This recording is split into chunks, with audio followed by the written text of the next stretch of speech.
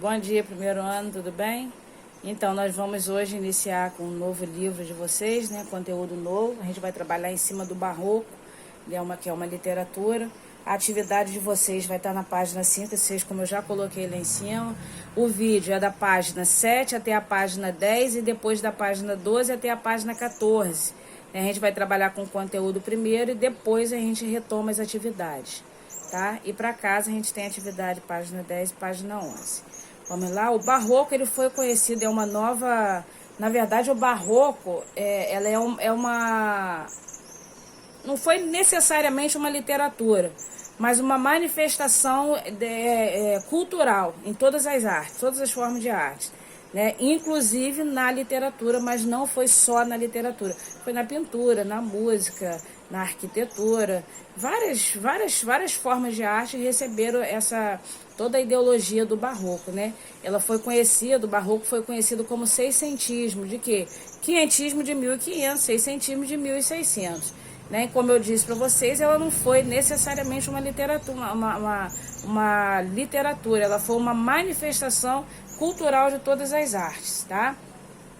Nesse período aí de 1600, né, muitos países europeus viviam uma boa fase na economia, né, ampliação do comércio, descoberta das Américas, também vai surgir novas formas novas crenças, né, como o cristianismo, né,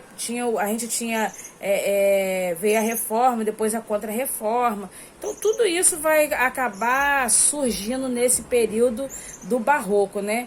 E havia um grande pessimismo religioso também, porque a igreja era aquela que dominava, né? Então o homem sempre ficava tipo assim, se eu pecar, o pecado é do diabo, o não pecar é de Deus. Então eu achava assim que essa questão religiosa trazia muita negatividade também. Então havia uma contradição de sentimentos, né? Um era chamado de otimismo econômico e o outro o pessimismo religioso, né? Então, por um lado, eles estavam ascendendo muito, mas por outro lado, né, havia um pessimismo que era a questão da religiosidade. Né? O racionalismo e o antropocentrismo é o homem no centro, né? O protestantismo e a contra-reforma. Todas essas manifestações aí vão estar surgindo e acontecendo nesse período. Vão vir também as grandes navegações, o enriquecimento da nobreza e também da burguesia.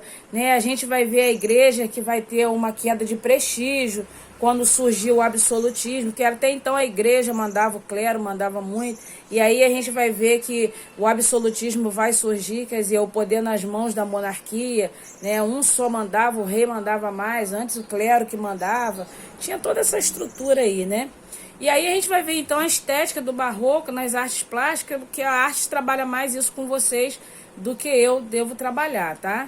Então cada artista a gente vai ver que vai ter o seu estilo, mais liberdade nas suas composições. Uma coisa muito interessante a gente ver que dentro do barroco, principalmente na pintura, eles usam as cores muito fortes, muito chamativas. Se você entrar na igreja católica hoje, toda pintura que você olhar, você vai ver que aquela pintura é uma pintura barroca, né? Eles não usam aquela pintura clarinha, tipo assim, um rosa bebê, um verde clarinho. Não, é um verde escuro, é um rosa escuro, é um marrom, né? Todas essas características aí, elas partem das ideias barrocas, tá?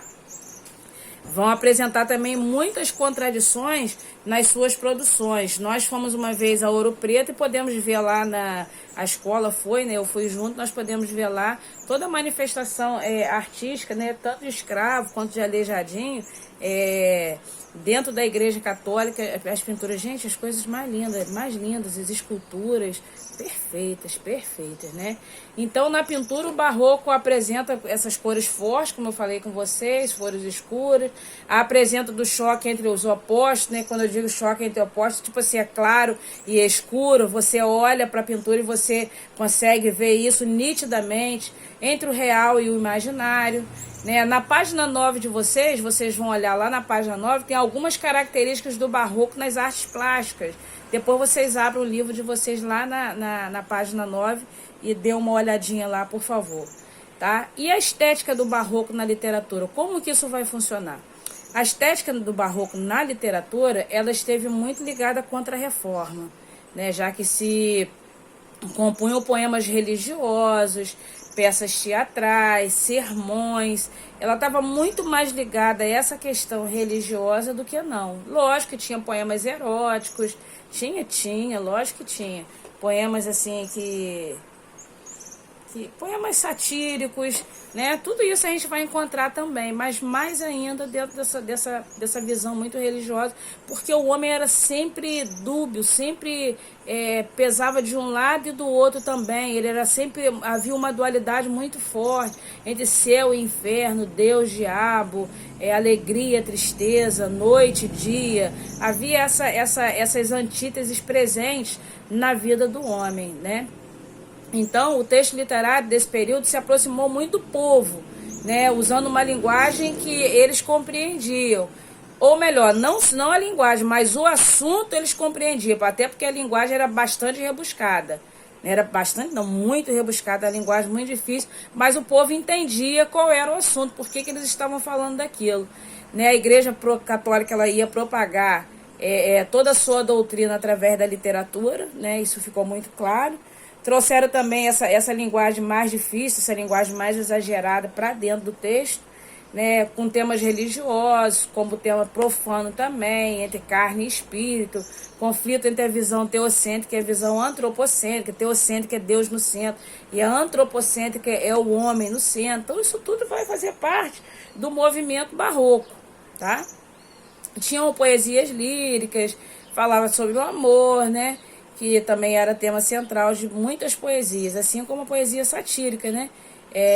Que falavam muito dos abusos dos governantes da época. E também a gente vai ter poesia filosófica, que vai falar sobre a brevidade da vida, né? Que a vida ela é breve, então tem que se aproveitar. Então muita coisa assim vai surgindo dentro do contexto barroco, né?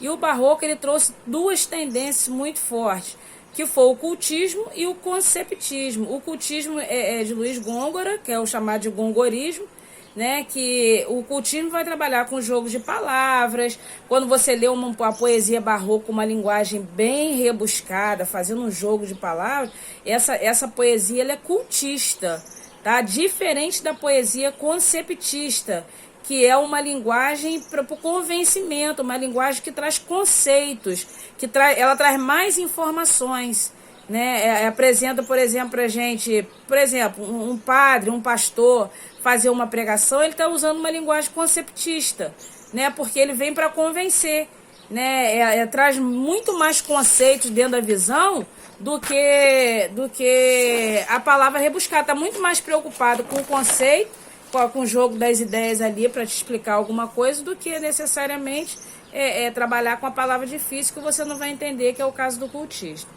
O período barroco português vai iniciar em 1580 com a morte de Camões, né? Nesse período o rei Dom Sebastião, que é o sebastianismo, ele vai para uma guerra e ele some, né? E vão ter alguns reis, e no final o rei da Espanha que vai se apossar de Portugal, né? Dali quem vai assumir o trono é o rei, né? E muitos nobres vão deixar a corte, vão para as suas casas, tipo assim, casa de roça, né? Eles vão para essas casas, os intelectuais também. E havia muito desacordo entre a sociedade portuguesa e espanhola, não batiam muito, né? Os espanhóis já haviam aderido à estética barroca, porque o barroco não começa em Portugal, ele começa fora, né? Então os espanhóis já haviam aderido a essa cultura, essa manifestação cultural, né? E alguns portugueses se recusavam. Então muita gente foi embora dos grandes centros, né? E os portugueses ainda exaltavam a literatura clássica, né? Exaltavam a obra dos Lusíadas, de Camões. E no final depois acabaram aderindo à arte barroca e ficou aí mesmo. Aí a gente vai ter Padre Antônio Vieira, né? Vamos ter Gregório de Matos também. O Padre Antônio Vieira, ele é o mais novo prosador barroco, né? Suas obras foram escritas entre Portugal e Brasil e foram divididos entre profecias, cartas, sermões, né? A gente tem na poesia, ele escreve o futuro de Portugal, nas profecias. Nas cartas ele traz assuntos poéticos, mais humanos, mais sociais. Nos sermões ele vai ter uma escrita mais persuasiva, né?